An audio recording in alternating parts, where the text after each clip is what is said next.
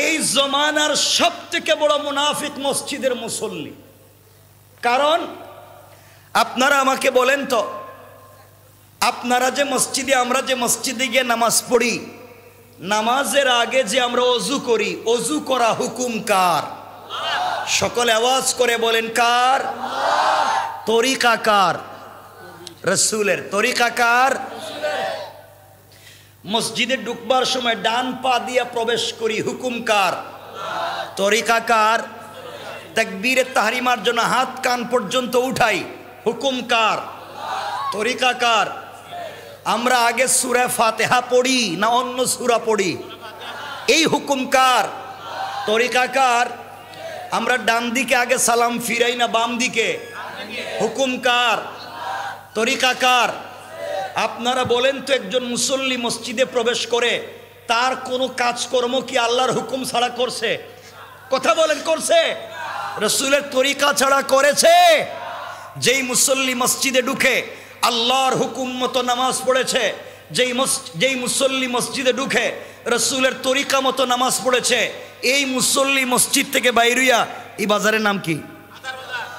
আদার বাজারে আইসা ব্যবসা করার সময় যে ওজনে কম দেয়, এটা কার তরিকায়? কথা বলেন, সবাই বলেন। মসজিদে মানছে কার হুকুম আর বাহিরে মানছে কার তরিকা? কথা বলেন। অনেক মসজিদের 5 ওয়াক্ত মুসল্লি আছে যারা মসজিদে 5 ওয়াক্ত নামাজ পড়ে, আল্লাহর হুকুম পালন করে, রাসূলের তরিকা ফলো করে, মসজিদ থেকে বের হয়ে নিজের মেয়ের বিয়ের সময় ডেক সেট লাগায়া গান বাজনা করে গায়ে হলুদ করেছে না নাই? কার তরিকায়? কথা বলেন। তে মসজিদের কাজে আর বাহিরের কাজে মিল আছে? যার কাজে কর্মে মিল নাই তার নাম? আবার বলেন। যার মসজিদের কাজে আর বাহিরের কাজে মিল নাই তার নাম? এখন মসজিদের মুসল্লি কি? কথা বলেন। আপনি যে মসজিদে ঢুকে আল্লাহর হুকুম মতো ইবাদত করলেন, কথা শুনেন, যে আল্লাহর হুকুম মসজিদের ইবাদতে আছে, ওই আল্লাহর হুকুম বাজারের ব্যবসায় আছে। যে আল্লাহর রাসূলের তরিকা মসজিদের সালাতে আছে, ওই রাসূলের তরিকা তোমার মেয়ের বিয়েতে আছে।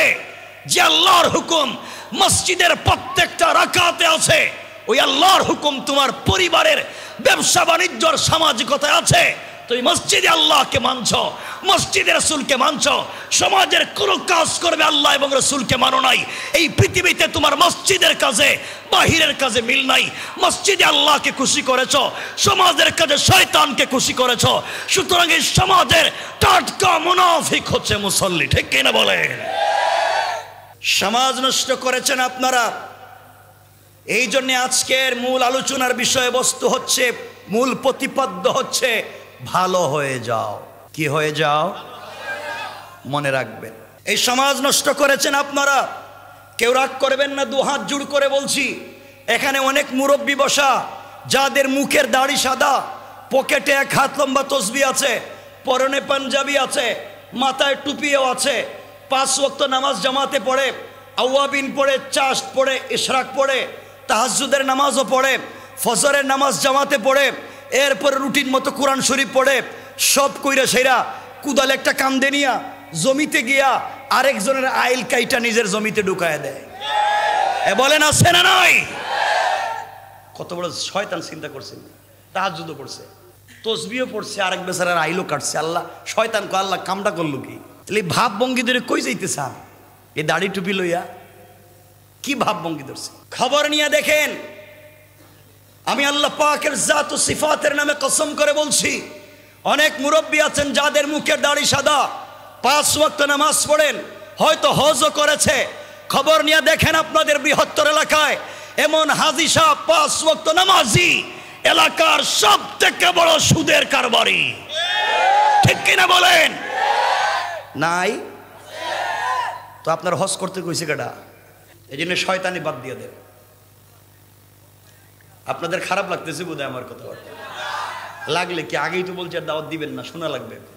যারা সমাজকে আপনারা নষ্ট করে এখানে বৈশা রয়েছেন, ওলিয়া উলিয়ার মতো দাড়ি টুপি রাইকা বৈশা রয়েছেন, এখানে অনেক হাজী সাহেব আছে, হজে যাওয়ার আগে সম্পত্তি বন্টন করে ঠিক মতো নিজের ছেলেদেরকে দিয়েছে, কিন্তু নিজের মেয়েরে দেয় নাই। আছে না নাই? আর যদি নিজের মেয়েকে দে, যেটা সুরমা নদী ভাঙ্গা লইয়া গেছে গা, কয়টা তুলে দিলাম, কথা কন না কেন? সবাইরে সম্পত্তি দিয়া মেয়েরে ঠকাইয়া হজে গিয়া কাবার গিলাফে ধরে কানতেছে, আল্লাহ সবরে ঠিক মতো দিয়েছি, আল্লাহ কই কিও বাটপার, নিজের মেয়েরে ঠকাইয়া এখন আমারও ঠকাইতে এইছস নাকি? তা কথা বলেন না কেন? এগুলা নাই নাই, কথাগুলা দিল দিয়া শুনেন। সমাজ নষ্ট করে বৈশা রইছেন, আর আপনারা আবেগে তাকবীর দেন, মিছিল করেন, এই দেশের বিরুদ্ধে যুদ্ধ করবেন, ওই দেশের বিরুদ্ধে যুদ্ধ করবেন। আরে বাপ, এখন তো নিজের বিরুদ্ধে যুদ্ধের সময় শেষ হয় নাই, নিজেই তো একটা জালিম হয়ে বসে রইছে। কথা বলেন না কেন? ভালো করে বুঝেন কি বলতে চাই, কেউ রাগ করবেন না। এলাকায় অনেক মুরব্বী আছেন, আল্লাহ পাকের জাত ও সিফাতের নামে শপথ করে বলছি, রাগ কইরেন না। এলাকায় এমন মুরব্বী আছে যারা 5 ওয়াক্ত নামাজ পড়বার পরেও এলাকার গরিব অসহায় মানুষ তার কাছে গিয়েছিল সমস্যার সমাধানের জন্য। অনেক মুরব্বী আছে যারা গরিবের জায়গা জমি নিজের নামে বুয়া জাল দলিল বানাইয়া রাইখা দিয়েছে, ঠিক কিনা বলেন? নাই, এরা শয়তান খুঁজে পায় না, এরা শয়তান মারবার জন্য হজে যায়। হজে 8 লাখ টাকা খরচ করে, জামারাতে গিয়ে শয়তানের কঙ্কর মারে, শয়তানের পাত্তর মারে। শয়তান আল্লাহরে কইতেছে, আল্লাহ হে 8 লাখ খরচ করে আমার মারতে আইছে, আর বাড়িতে আমার চাইতে বড় শয়তান রয়ে গেছে। কথা বলেন না কেন? কেউ রাগ করবেন না। যারা এলাকার মডল, যারা এলাকার মাতবর, যারা এলাকার বিচারী, পঞ্চায়েতের বড় মুরব্বী, আমার আওয়াজ যদি কান পর্যন্ত যায়, আপনি কান খাড়া করে শুনেন। এলাকায় এমন মুরব্বী আছে, পঞ্চায়েতে এমন মুরব্বী আছে যারা পঞ্চায়েতের বিচার করতে গিয়া 1 কাপ রং চা খাইয়া এদিকের বিচারকে এদিকে দিয়া দেয়, ঠিক কিনা জুড়ে বলেন? শয়তান খুঁজে পায় না, শয়তান রয়ে গেছে এখানে, আর হে গেছে মক্কায়, শয়তান মারতো, পুরো এলাকা নষ্ট। আমি জানি না আপনাদের এলাকায় এটা আছে না নাই, দেখবেন এমনও মুরব্বী এলাকায় আছে, গ্রামে 2 জন দিয়ে মাইল লাগায়, হের কাছ থেকে 500 লয়, এর কাছ থেকে 500 লয়, এরা বিকালে বুদ্ধি দিয়ে সার দোকানে, হেরে বিকালে বুদ্ধি দিয়ে আরেক দোকানে। কথা বলেন না কেন? এগুলো আছে না নাই? সুতরাং শয়তান মারবার জন্য মক্কায় যাওয়া দরকার নাই, জুতা দিয়া যদি মারতেই হয়, শয়তানকে যদি কঙ্কর মারাই লাগে, এলাকার এই সমস্ত মাতবরদেরকে আগে জুতা মারা দরকার। এই জন্য আমার আওয়াজ যদি কান পর্যন্ত যায়, ভালো হইয়া যাও। কি হয়ে যাও? সুতরাং যারা সুদের কারবার করো, আমার আওয়াজ যদি কান পর্যন্ত যায়, ভালো হয়ে যাও। যারা বাজারে ওজনে কম দেও, আমার আওয়াজ যদি কান পর্যন্ত যায়, ভালো হয়ে যাও। যারা 1 নাম্বার জিনিস দেখাইয়া 2 নাম্বার বিক্রি করেন, যারা ফরমালিন দিয়া মাছ সবজি বিক্রি করেন, আর ভাব ধরে মসজিদে প্রথম কাতারে তসবিহ পড়েন, এটা করলে ভালো হয়ে যাও। যারা ব্যবসা বাণিজ্য করতে গিয়ে শয়তানি বদমাইশি করে, ভালো হয়ে যাও। যারা গ্রামের পঞ্চায়েতের বিচার করতে গিয়া টাকার বিনিময়ে, টাকা খাইয়া 500 টাকার বিনিময়ে বিচারের রায় দেও, আর রায় দিতে না পারলে 3-4টা তারিখ পালাইয়া 500 টাকা করে খাও, সুযোগ থাকলে ভালো হয়ে যাও। কথা বলেন ঠিক কিনা? আগামীকালকে সকালে ঘুম থেকে ওঠার পরে রাস্তায় বাইর হইছেন, কিছু দূর যাওয়ার পরে দেখলেন একজন মুরব্বী যাইতেছে, হ্যাঁ টাকা খাইয়া বিচার করে, কাছে গিয়ে সালাম দিয়ে বলবেন, আঙ্কেল ভালো হইয়া যাও। কবে ঘটনা কি? এটা ভালো হয়ে যাও কয় কেরে? গতকাল কিন্তু ওয়াজে শুনলাম, ভালো হয়ে যান। এগুলা করবেন না। কেন বলতেছি শোনেন না, আমি দিল থেকে বলছি, কেন বলতেছি, কোনো রাগ নয়। দেখেন, এই যে আপনারা আমার সামনে দাড়ি রেখে অনেকে বসে রয়েছেন, দাড়ি আছে, আমারও আছে, আপনাদের অনেকের আছে। আপনারা আশা করছেন, ভাবভঙ্গি ধরছেন, দাড়ি রেখেই জান্নাতে চলে যাবেন। তোমার আমার চাইতে বহুত লম্বা দাড়ি আজকালকের বহুত হিন্দু ভাইয়েরাও রাখে না? নাই? তো তুমি কি ভাব ধরছে? হেও তো ধরছে। আপনি বলবেন মাথায় সুন্দর একটা টুপি দিয়া, অথবা সুন্দর একটা পাগড়ি মাথায় দিলেই তো আল্লাহর ওলির মতো মনে হয়, পীর সাহেব আপনি মনে হয় জান্নাতি। চিন্তা বাদ দেন, তুমি আর আমি যে পাগড়ি পরি, এই পৃথিবীতে সব থেকে স্মার্ট পাগড়ি যারা পরে তারা অধিকাংশই শিখ। কথা বলেন না কেন? শিখের মাথায় পাগড়ি দেখেন নাই? হেও তো ভাব ধরছে, তো তুমিও তো ধরছো, সমস্যা কি? আপনারা বলবেন আমরা তো তসবিহ পড়ি, এই জন্য আমরা আগে জান্নাতে যাব। আপনারা জানেন এই পৃথিবীতে আমাদের কিছু ব্রাহ্মণ ভাই আছে, ব্রাহ্মণ, তারাও তসবিহ পড়ে, তোমার আমার মতো দেখাইয়া না, তারা তসবি হাতে নেওয়ার আগে কাপড়ের একটা ব্যাগ নেয়, এই ব্যাগের ভিতরে হাত ঢুকায়, এখানে তাসবি পড়ে, দেখছেন নি? তো তুমি তো দেখাইয়া দেখাইয়া পড়ো, হে তো গোপনে গোপনে পড়ে, হে তো আরো বেশি ভাব ধরছে, তাহলে আরো আগে জান্নাতে যাওয়ার কথা ছিল। সুতরাং এই ভাব ভঙ্গি ধরে জান্নাতে যাওয়া যাবে না যতক্ষণ পর্যন্ত চরিত্র ঠিক না হবে। ঠিক কিনা জুড়ে বলেন? রাগ কইরেন না, শোনেন, এলাকা নষ্ট, পঞ্চায়েত নষ্ট, এলাকার মুরব্বিয়ানা নষ্ট, সব বাদ।